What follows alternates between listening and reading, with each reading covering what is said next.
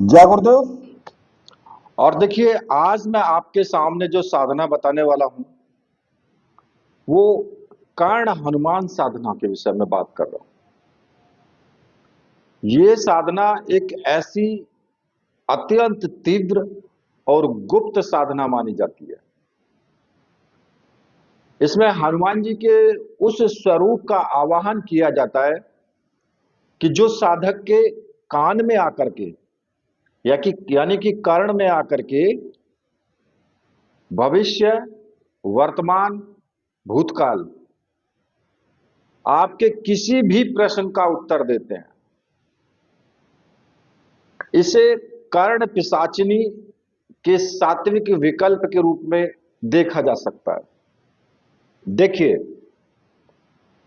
काफी सारे जो मेरे व्यूवर्स हैं उन्होंने कहा जी कि आप साधना दीजिए, या कर्ण पिशाचिनी साधना हम कैसे करें, या फिर ऐसी कोई साधना हो सात्विक कि जो हमारे कानों में आकर के हमें उत्तर दे अगर हम कोई प्रश्न पूछें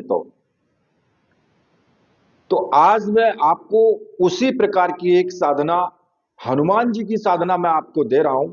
और हनुमान जी का नाम तो खैर आप जानते ही हैं, और उनका नाम जब आता है तो सभी लोगों के मन में एक भय खत्म हो जाता है कि भाई हाँ, ये हनुमान जी की साधना है तो इसमें हमारे साथ में किसी भी प्रकार की कोई भी प्रॉब्लम नहीं खड़ी होगी। अब एक एक चीज और बताऊं यहां पर कि देखिए, मुझे बहुत सारे व्यूअर्स जो हैं वो व्हाट्सअप करते हैं, और व्हाट्सअप पे पता है क्या कि जी हम इस साधना को करना चाहते हैं, और क्या इस साधना को हम शुक्रवार से कर ले। भाई, मैंने अगर बुधवार का दिन बताया है तो फिर शुक्रवार क्यों? मैंने ये बात कई वीडियोस में पहले भी बताई है कि भाई बिल्कुल भी आप साधना की विधि में कोई भी फेरबदल आपको नहीं करना है। जो बताया है जैसा है वैसा ही आपको करना है। तो इसलिए वे अवश्य ध्यान दें ऐसे व्यक्ति, और जो तुरंत यानी कि फौरी इलाज चाहते हैं कि एक दिन में ही आपके सामने सिद्धि आकर के खड़ी हो जाए, तो वो कृपया दूर रहें। और जिनको वीडियो अच्छी नहीं लगती है, लंबी लगती है वीडियो कि भाई वीडियो बड़ी है, या जिनको लगता है कि जी भाई बहुत लंबा चौड़ा भाषण दे दिया, या जिनको साधना पसंद नहीं आती है, या जिनको कुछ कमियां नजर आती हैं, उनसे भी मेरी रिक्वेस्ट है कि वो भी वीडियो से बिल्कुल दूर रहें। आपको देखने के लिए बोला किसने है? मत देखो। दूसरा कि अगर आप वीडियो देखते हैं तो आपको पूरी वीडियो देखनी चाहिए। अगर पूरी वीडियो आप देखेंगे तो आपकी समझ में सब कुछ आ जाएगा। ठीक है, अब बात आती है कर्ण हनुमान साधना या हनुमान कर्ण साधना, आप कुछ भी बोल सकते हैं। देखिए, इस साधना को करने से आपका, जैसे कि आप कर्ण पिशाचिनी साधना करते हो तो उसमें काफी डर होता है, और पिशाचिनी तो खैर पिशाचिनी ही है। तो क्यों ना हम एक ऐसी साधना करें कि जो सात्विक भी हो और ऐसे देव की साधना हो जिसमें हमें कोई नुकसान भी ना हो। तो क्यों ना हम फिर हनुमान जी की साधना करें। तो आइए अब इसके बारे में मैं आपको विस्तार से बताता हूं। देखिए, आपका जो उद्देश्य होना चाहिए वो केवल शक्ति प्रदर्शन या जिज्ञासा का नहीं होना चाहिए इस साधना को लेकर के, बल्कि सेवा भाव और पवित्र उद्देश्य के लिए साधना करनी चाहिए। अब ये हनुमान कर्ण साधना है क्या?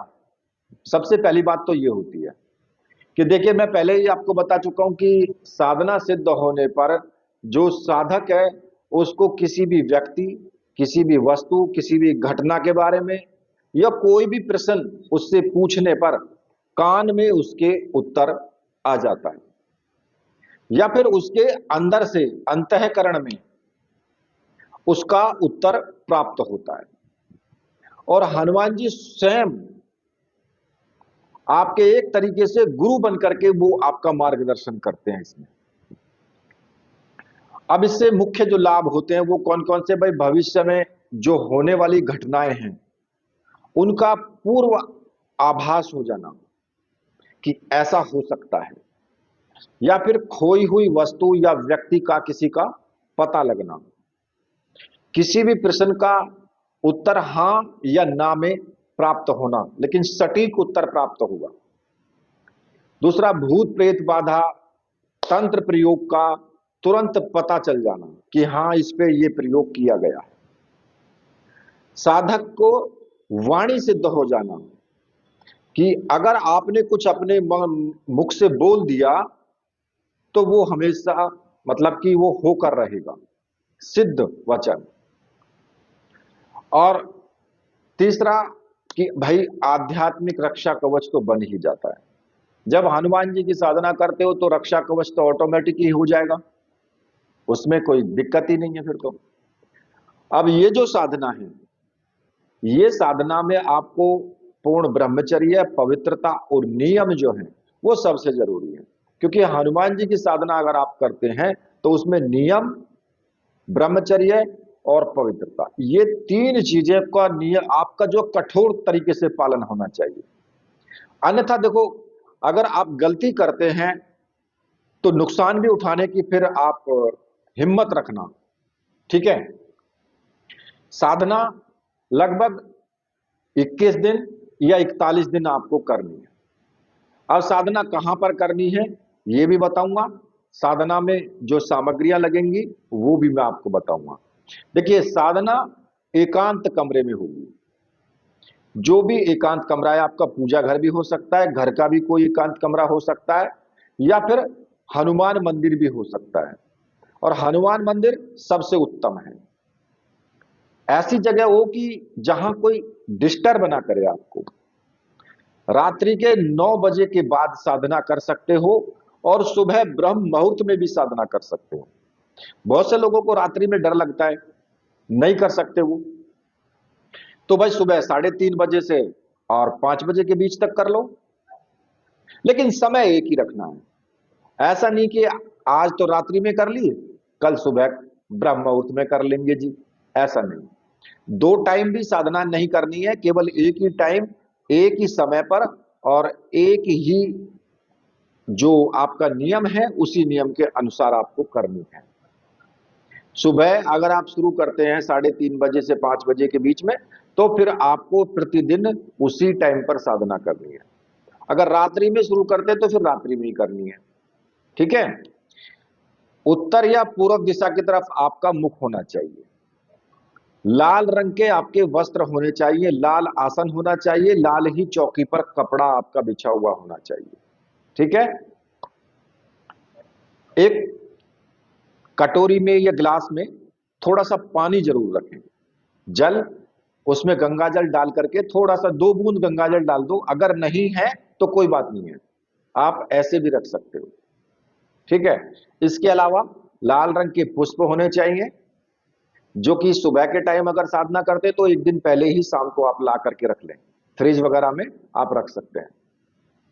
थोड़े से चावल ले लें और भोग, गुड़ चने का या लड्डू का, जो भी आपकी इच्छा करे वो आप भोग लगाने के लिए आप रख लें। घी का दीपक, अगर शुद्ध घी का दीपक है तो बहुत अच्छा है, नहीं तो फिर आप तिल के तेल का भी इस्तेमाल कर सकते हैं, क्योंकि वो भी शुद्ध घी में ही गिना जाता है, जो तिल का तेल होता है। अगर घी नहीं है तो आप तिल के तेल का इस्तेमाल कर सकते हो। ठीक है। और इसके अलावा जो चमेली का तेल का जो दीपक है आप वो भी ले सकते हैं। तिल का तेल या सरसों का तेल का भी आप ले सकते हैं। अगर देखिए, होता क्या है, हनुमान जी की साधना में आप किसी भी प्रकार का दीपक ले सकते हैं।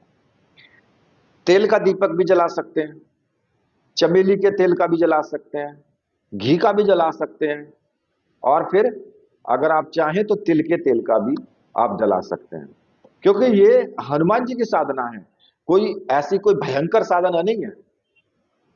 ऐसे देव की साधना है जो रक्षक हैं, और अगर रक्षक देव आपको ऐसी कोई सिद्धि दे रहे हैं कि आपके कानों में अगर वो उत्तर दे रहे हैं, तो फिर इससे बड़ी तो कोई बात ही नहीं है। इसके अलावा आपको जो और सामग्री की आवश्यकता होगी, उसमें एक हनुमान यंत्र, एक रक्षामाला, और एक जाप के लिए मूंगे की माला, लाल मूंगे की माला। ठीक है, ये तीनों सामग्री आपके पास होनी चाहिए, और ये तीनों सामग्री मंत्र सिद्ध और प्राण प्रतिष्ठा युक्त तो होनी चाहिए। क्योंकि मैं मंत्र सिद्ध और प्राण प्रतिष्ठा युक्त तो क्यों बोलता हूं, उससे क्या होगा कि आप अगर साधना को सिद्ध करने में अगर आपको 4 महीने लगेंगे, तो वो 2 महीने में ही आपका उतना काम हो जाएगा।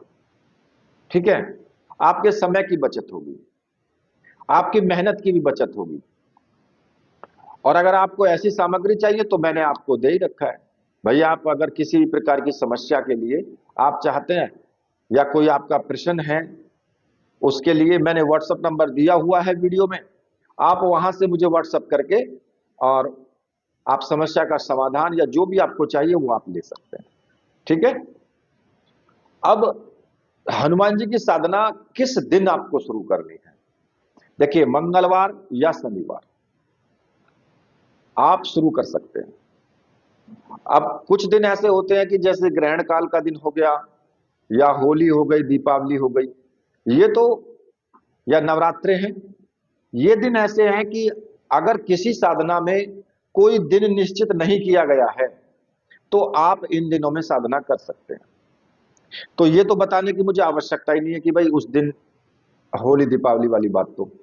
ठीक है, अब इसमें आपको क्या करना है कि प्रतिदिन जो है आपको जो है एक्स्ट्रा कुछ नहीं करना है। प्रतिदिन सिर्फ आपको जो है जो भोग है, वो भोग आपको जरूर रखना है, प्रतिदिन ही आपको रखना है। उस भोग को आप अपने घर में भी बांट सकते हैं और स्वयं भी खा सकते हैं।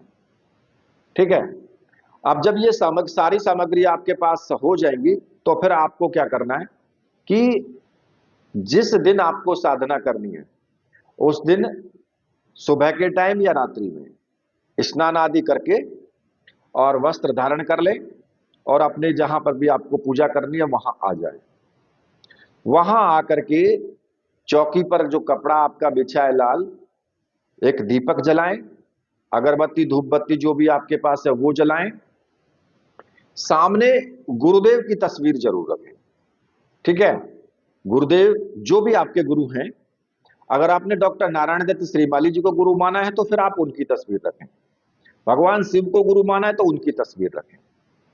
और देखिए, आप हनुमान जी की साधना कर रहे हैं तो राम दरबार होना जरूरी है। या तो राम दरबार की फोटो रख लो, तो हनुमान जी की फोटो की जरूरत नहीं है, उसी में हनुमान जी होते हैं। तो मेरे विचार से राम दरबार की ही फोटो रख लो। ठीक है, वो फोटो बहुत जरूरी है। और गणेश जी की भी आप फोटो रख सकते हैं, क्योंकि सर्वप्रथम गणेश जी पूजनीय हैं प्रत्येक साधना में। देखिए, अगर मैं ना भी बताऊं आपको, बाई चांस अगर मैं आपको नहीं भी बताता हूं, तो प्रत्येक साधना में आप गणेश जी का पूजन जरूर करें। ठीक है, ये तस्वीर आपके सामने, तीनों तस्वीर आपकी होनी चाहिए। एक प्लेट में आपको क्या करना है कि उसमें थोड़े से चावल बिछा लें, या फिर पुष्प की जो पंखुड़ियां होती हैं वो उसमें बिछा लें नीचे, और उसमें आपको हनुमान यंत्र को स्थापित कर देना है, और जो रक्षा माला है उसको अपने गले में धारण कर लेना है। ठीक है, बची आपकी जाप की माला, तो वहीं चौकी पर आपको रख देनी है वो। अब क्या करना होगा कि भाई सबसे पहले आपको या तो अपने गुरु का आपको पूजन करना है। अब जो भी आपके गुरु हैं, मान लिया कि आपने डॉक्टर नारायण दत्त श्रीमाली जी को गुरु माना है, या फिर भगवान शिव हैं आपके गुरु, या कोई और दूसरे भी हो सकते हैं। तो उनको आपको टीका भी लगाना है, धूप दीप उनको दिखाना है, पुष्प चढ़ाने हैं, चावल चढ़ाने हैं, और गुरुदेव से प्रार्थना करनी है कि गुरुदेव मैं ये कर्ण हनुमान साधना करने जा रहा हूं और इसमें मुझे पूर्ण सफलता मिले, आप मुझे आशीर्वाद दीजिए और आज्ञा प्रदान कीजिए। और गुरु चादर आपके शरीर पर ढक करके रखें, गुरु चादर से। आसन, गुरु चित्र, गुरु चादर, ठीक है। अगर गुरु माला है तो उसको गले में धारण कर लें, दोनों माला, यानी रक्षा माला भी और गुरु माला भी। और अब आपको अपने गुरु मंत्र का एक माला का जाप कर लेना है। अब आपको जो मंत्र जपना है मैं आपको बता रहा हूं। ओम परम तत्वाय नारायणाय गुरुभ्यो नमः। अगर भगवान शिव को गुरु माना है तो फिर ओम नमः शिवाय। ये मंत्र आपको एक माला जरूर करना है, ठीक है। अब इसके बाद में आपको क्या करना है कि गणेश जी का पूजन आपको करना है, क्योंकि हनुमान जी का पूजन हो गया, अब आपको गणेश जी का पूजन करना है। तो गणेश जी को भी उसी प्रकार से आप टीका भी लगाएं, पुष्प चढ़ाएं, चावल चढ़ाएं और धूप दीप दिखाएं और गणेश जी से प्रार्थना करें कि हे गणपति महाराज, मैं आपकी पूर्ण रूप से पूजा करना तो मैं नहीं जानता हूं, बस जो भी मैंने की है आप उसको स्वीकार करें, और आप सभी विघ्नों को हरण करने वाले हैं, तो मेरी साधना में अगर कोई विघ्न आए तो आप उसका हरण करें और मुझे सफलता प्रदान करें, मेरी रक्षा करें। बस इतना आपको कहना है। देखिए, मैं यह ज्यादा कठिन क्यों नहीं बता रहा हूं, क्योंकि बहुत से लोग क्या होते हैं ना कि थोड़ा पढ़ने में उनका या याद करने में थोड़ा माइंड कमजोर है। अब उन लोगों को भी तो लाभ मिलना चाहिए भाई। जो काम वही एक मंत्र से होगा वही आपके बोलने से हो रहा है, तो फिर इतनी जहमत क्यों उठाई जाए। तो इसलिए मैं बिल्कुल एकदम सरल उसमें बता रहा हूं आपको। अब गणेश जी का पूजन हो गया, तो देखिए भाई, आपको एक चीज का ध्यान रखना है कि ये हनुमान साधना है, और हनुमान साधना में हनुमान जी किसके सेवक हैं, उनके प्रभु कौन हैं, भगवान श्री राम। क्योंकि राम के अलावा उन्होंने कृष्ण को भी नहीं माना था, माना था वो अलग बात है, लेकिन जब बात आई दर्शन देने की तो वहां भी उन्होंने कह दिया था कि प्रभु मुझे तो बस उसी स्वरूप में दर्शन दीजिए जो स्वरूप लंका में था। तो भगवान श्री कृष्ण को भी उसी स्वरूप में दर्शन देने पड़े उनको, कि कंधे पर धनुष और पीछे बाण और वही साधु वेश। तो कहने का मतलब यह है कि वो परम भक्त हैं श्री राम के। तो श्री राम का आपको ध्यान जरूर करना है। भगवान श्री राम का मैंने दरबार के लिए बोला है आपसे, इसीलिए बोला है। उसमें आपको उनको टीका लगाना है, पुष्प चढ़ाने हैं, चावल चढ़ाने, धूप दीप सब अपने दिखाना है। मतलब कि एक नॉर्मल पूजा जो है वो आपको करनी है, और ज्यादा भी नहीं है तो 5 मिनट। अगर माला नहीं है कोई तो रहने दीजिए, केवल 5 मिनट आपको हनुमान जी का राम जी का ध्यान करते हुए आपको केवल मंत्र जाप करना है, राम रामाय नमः। अगर ये मंत्र भी आप नहीं बोल पाते हैं तो केवल सीताराम सीताराम सीताराम ये आप कह सकते हैं, और 5 मिनट तक आपको ध्यान करना है और उनसे प्रार्थना करनी है कि हनुमान जी आपके सेवक हैं, तो आप उनसे मेरी रक्षा करें। बस इतना कहे आपको मन ही मन उनसे कहना है, आशीर्वाद लेना है, और राम नाम का जप जरूर होना चाहिए। और मैं तो ये कहता हूं कि अगर अब तुम नॉर्मल भी हनुमान जी का मंत्र जप रहे हो, अगर इस साधना में भी आप हनुमान मंत्र जप रहे हो, तो अपने यहां पर या हृदय में भले ही हनुमान जी का ध्यान मत लाओ, राम का ध्यान लाओ। यानी अपने अंदर एक अंतर मन से राम चलना चाहिए।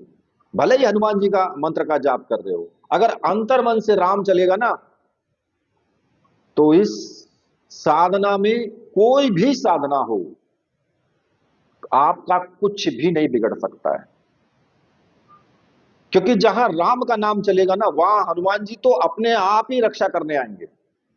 कुछ कहने की ही जरूरत नहीं है वहां तो। फिर चाहे आप किसी की भी साधना कर लो, लेकिन अगर अंदर राम चल रहा है ना, तो हनुमान जी समझ लो वहीं खड़े हैं, आने ही नहीं देंगे किसी को। अब कहोगे जी, अगर हम भूत प्रेत की साधना करें तो भाई हनुमान जी तो उसको आने ही नहीं देंगे, वहां भगा देंगे वहां से। देखिए, ऐसा नहीं है।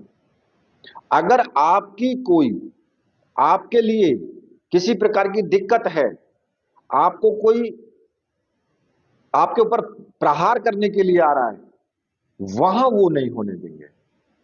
ठीक है। बात आती है रक्षा वाली। आप साधना कर रहे हो तो वो तो हनुमान जी भी जानते हैं कि भाई उनको बुला रहे हैं तो वो तो आएंगे। खैर, राम के नाम का जप होना चाहिए। ठीक है। अब इसके बाद क्या करना है आपको, कि हनुमान जी का जो चित्र है, आप हनुमान जी की भी पूजा करें। और जो यंत्र है, आपको यंत्र का भी पूजन करना है। उसी प्रकार से जैसे गुरुदेव का पूजन किया है, या फिर आपने गणेश जी का पूजन किया है, उसी प्रकार से इनका भी पूजन आपको करना है। और भोग को आपको वहीं पर रख देना है। ठीक है। अब आपको क्या करना है कि एक रक्षा विधान आपको जरूर करना है। भले ही आप कुछ भी करें, लेकिन एक रक्षा विधान आप जरूर रखें। कौन सा? नॉर्मल उल्टे हाथ पे चावल लेकर के ऐसे सभी दिशाओं में चावल फेंकते हुए आपको बोलना है, ओम असर्पंतु ये भूता है भूमि संसिता, ये भूता है विघ्न करतास्ते न संतु शिवाज्ञा, अपक्रमाणांतु भूतानि पिशाच सर्वतो देशम, सर्वेशम विरोधेन पूजा कर्म समारंभे। इसको आपको बोलना है और सभी दिशाओं में चावल उड़ा देने हैं। आपकी चारों तरफ से सुरक्षा हो जाएगी।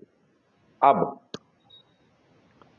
हनुमान जी का पूजन कर लिया आपने, और या फिर ऐसा भी कर सकते हो आप कि ओम हनुमते नमः बोल करके इसको 3 बार बोलें, और उंगली से अपने चारों तरफ गोल घेरा खींच लें, या पानी से चारों तरफ आप एक घेरा खींच लें, तो वो आपका सुरक्षा घेरा भी हो जाएगा। अब आपको अगर चाहते हैं तो हनुमान चालीसा का भी पाठ आप कर सकते हैं। इस बीच में पहले चालीसा का भी पाठ आप कर सकते हैं। अब होगा क्या कि जब आपने ये सब कर लिया, अब आपको मंत्र जाप शुरू करना है। मूंगे की माला से आपको मंत्र जप शुरू कर देना है। और जो मंत्र आपको जपना है वो मैं आपको बता रहा हूं। मंत्र इस प्रकार से है, ओम ऐम ह्रीम श्रीम हनुमते रामदूताय कर्णे कथ्य कथ्य स्वाहा। केवल आपको यह मंत्र जाप करना है। और इस मंत्र की कम से कम लगभग मैं तो यह कहूंगा कि 11 माला आप जाप जरूर करें। 11 माला प्रतिदिन आपको करनी है। और वो आपकी इच्छा के ऊपर डिपेंड करता है कि आप 21 दिन की साधना करते हैं या 41 दिन की साधना करते हैं। जितनी ज्यादा दिन की साधना होगी उतना ही मंत्र के पावर ज्यादा होगी, और आपके कानों में तुरंत उत्तर स्पष्ट रूप से आएगा, उतनी ही शक्ति प्राप्त होगी। ठीक है। और जप के 5 मिनट बिल्कुल शांत बैठे रहें। जप के बाद में जैसे आपने 11 माला का जाप कर लिया, तो 5 मिनट तक बिल्कुल शांत रहें और अपने कानों पर ध्यान दें। शुरू में आपको एक झंकार सी सुनाई देगी, फिर घंटियां सुनाई देगी, फिर फुसफुसाहट की आवाज भी आपको सुनाई दे सकती है। ठीक है। और अंत में आपको क्या करना है कि प्रार्थना करें आप। भोग जब आप वहां से उठाएं, लास्ट में जब वहां से उठे तो लास्ट में आप बोले कि हे रामदूत पवन पुत्र, मुझे कर्ण सिद्धि प्रदान कर मेरे कानों में सत्य वचन कहो, मेरा मार्गदर्शन करो। ऐसी प्रार्थना करें उनसे। अब बात आती है कि यह साधना आपको प्रतिदिन इसी प्रकार से करनी है। वही टाइम, वही जगह, सब कुछ वही होना चाहिए। अब यह हनुमान साधना है, कोई मजाक नहीं है। नियम अगर टूटा तो हानि भी हो सकती है, क्योंकि मैं आपको एक ज्ञान दे रहा हूं, ठीक है। आपको ये बोल रहा हूं कि आप साधना कर सकते हैं, लेकिन गुरु का मार्गदर्शन बहुत जरूरी है। गुरु से आज्ञा लेकर के ही साधना करें। हानि, भाई अगर आप साधना करते हैं और आप नियम तोड़ते हैं, जानबूझ करके नियम तोड़ते हैं, तो फिर तो आप दंड के अधिकारी हो गए ना। ये भी तो सच है। ब्रह्मचर्य तो पूर्ण होना चाहिए, 21 दिनों तक पूर्ण ब्रह्मचर्य विचारों में भी होना चाहिए। ऐसा नहीं है कि हाँ उधर साधना कर रहे हैं, ठीक है जी, हमने शरीर से तो कर लिया, बाकी अपना रील भी देख रहे हैं। और रील में पता ही है आपको, कोई ठुमके लगा रही है, कोई कुछ कोई कुछ। क्या होगा? मन मन का भटकाव तो होगा ना। उसके बाद लहसुन प्याज मांस मदिरा तामसिक जो भोजन है बिल्कुल बंद। सात्विक भोजन होने चाहिए, सात्विक विचार होने चाहिए आपके। चुगली चपाटी इधर उधर की बात, क्योंकि अगर आप कर्ण सिद्धि में झूठ बोलने वालों के पास जो है वो कर्ण सिद्धि नहीं टिकती है, अगर आप झूठ बोल देते हैं तो। और झूठ तब भी बोलते हैं जब आप साधना कर रहे हो। डरना नहीं है।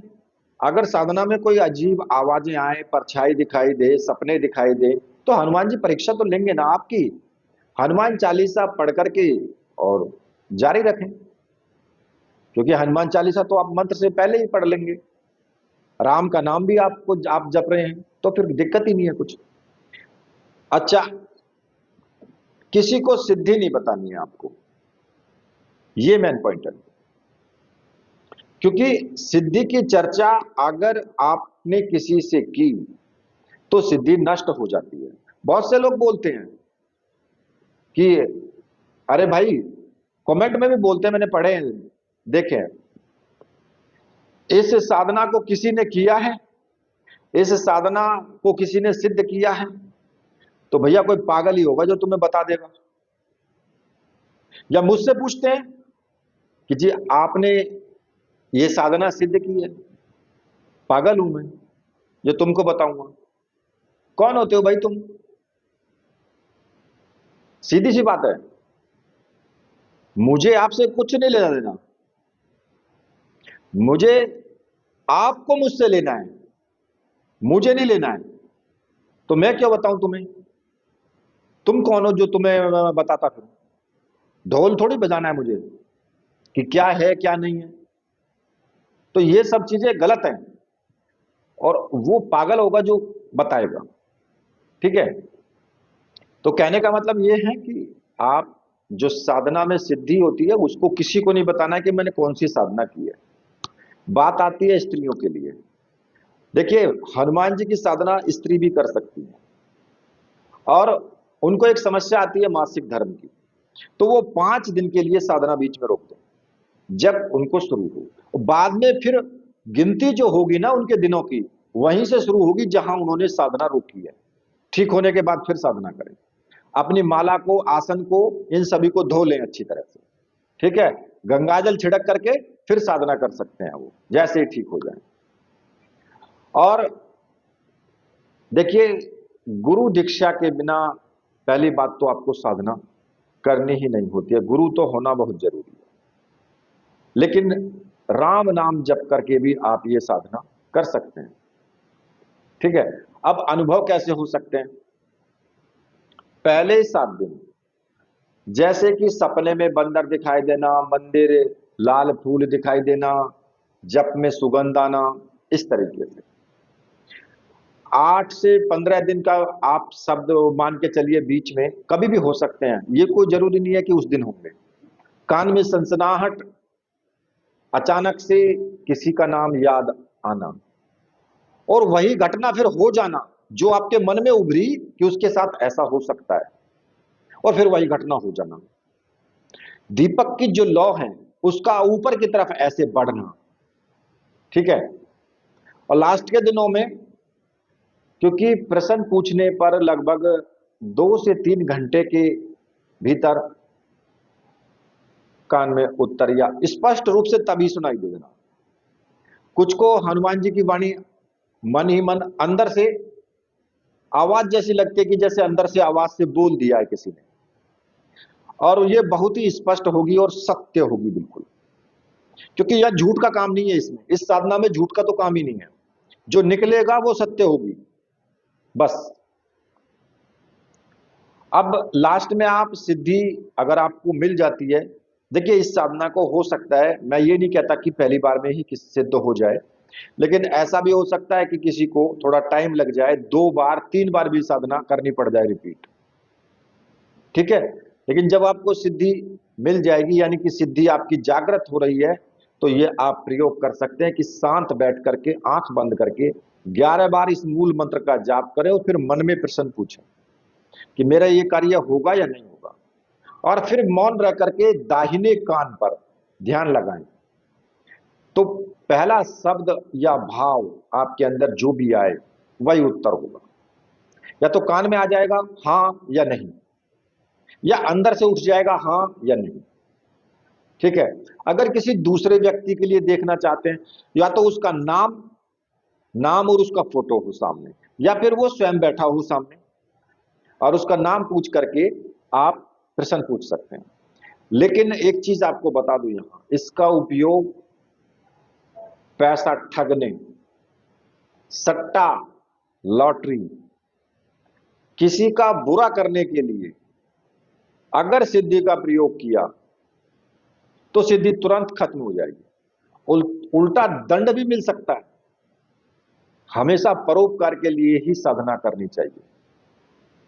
और लास्ट में एक बात कहूंगा कि हनुमान जी भक्ति के भूखे हैं, आपके किसी सामान के या उन चीज के भूखे नहीं है, ठीक है।